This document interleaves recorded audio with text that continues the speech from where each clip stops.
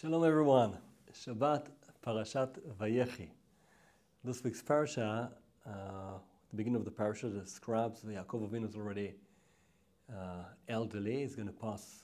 He feels he's going to be passing away soon, and he calls Yosef. After he speaks to Yosef and asks Yosef to take him and bury him in Israel, the pasuk says, "Vayishtachu Israel al rosh hamita," that Yaakov bows on the top of the bed. Rashi brings a few explanations explaining what Vayishtachu al rosh hamita means. I'm just going to read the last explanation here. Rashi says, Davar acher, al rosh hamita, on the head of the bed, al sheita mitato shlema, that his bed was whole, meaning all of his family were all inside. No one had to be thrown out of the family. She'ein barasha, there's no rasha in the family. Avraham had Ishmael, Yitzchak had Esav. Yaakov doesn't have anyone like that. He's happy. And why is it happening now when he's together with Yosef? He says, Shari Yosef melech haya. Okay, we need to maybe another time somewhere else in a different series of classes we'll discuss why is it special that although he was a king, he wasn't a rasha. But the second thing that says, Ve'od shenishba leven hagoim ve'arei hu omed betzidko. That even though Yosef grew up in a very problematic background, still he remained a tzaddik. Not only is he in a problematic background, we'll see later on, Yosef is going to come back with his two sons, and Yaakov is going to say, Mi ele, who are these? What do you mean? These are my sons. Obviously 17 years he's been living in Egypt, probably he's seen them. But Yosef's family looks different from everyone else. Yosef's wife isn't a shidduch that Yaakov made. This is a shidduch that came from Pharaoh. What kind of woman did they have around there? What family? They say that she's from the family of Potiphar. That's even. What kind of in-laws does Yosef have? This is very problematic. First of all, we see two things here about the relationships with the families. Okay, what kind of relationship spouses are meant to have with their parents? What happens around there? First of all, before getting married, the Gemara says, before you marry a woman, check to see who her brothers are. Check to see what the background, what kind of people, what kind of home does she come from, what's she expecting to do. We see, especially in the Tanakh, that's not the situation.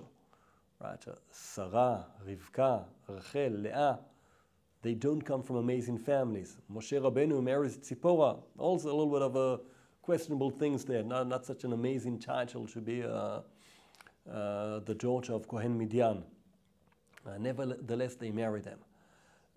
If in those days you could marry girls that came from problematic backgrounds, in today's day and age, where there are so many other influences other than the family. Obviously, the family is still a big influence on a person. It's an important thing to know. But people are affected and influenced from so many other circles because of our ability to commute and because of communication, different things like that. Therefore, there's slightly less of a focus on the background where the person came from and more on who the actual person is, how they interacted with all of these things all around. And that's what we see here with Yosef. Although he was in a very problematic background, and his wife also, the background she came from was clearly not amazing, but nevertheless, okay, they managed to create the house. The second thing that we need to pay attention to when we're speaking about spouses and their parents is after they get married. Sometimes a spouse will say, they'll come with a question, and I don't know what to do. My husband says one thing, my parents say something else. My wife says something, my parents say something else. How can I balance it? The question is not a good question, because the question should be, the parents say something, and me and my spouse don't know what to do about it. But it's always, spouses need to look at themselves as one unit. It's not two entities that now you need to balance between your spouse and other things. No, you and your spouse, you're one thing. Totally. One thing. There's no separation in between. That's not I'm over here, they over there. We need to balance, we need to compromise. No, we're one thing. We learn in each other. We become in one. That's what it's about. Then the parents, okay, the parents expect certain things. They want certain things. They need certain things.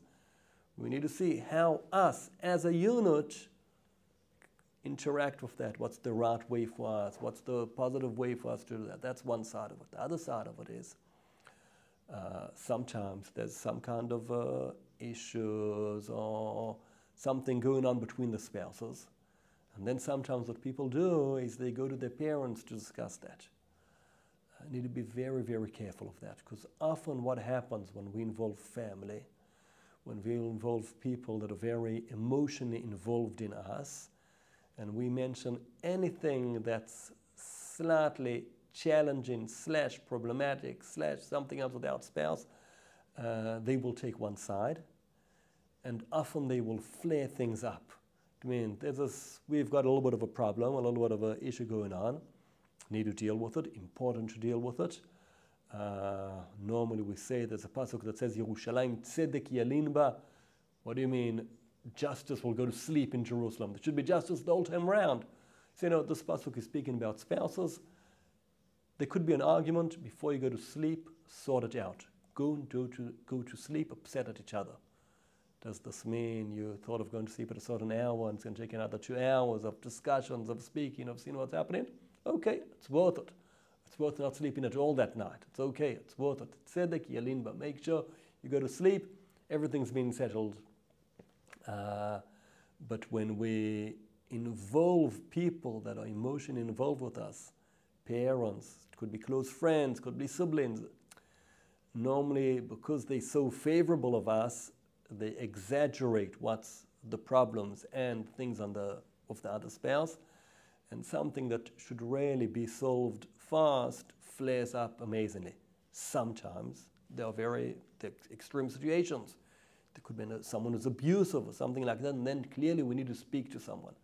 But that's only at the far, far extreme. As long as we don't reach those extremes, we try and solve things within ourselves. And if we need to consult someone, first of all, any consultation, whenever we go to consult, it's better if we either go together or at least we speak about it and we say, I'm going to ask my parents, I'm going to do something like that.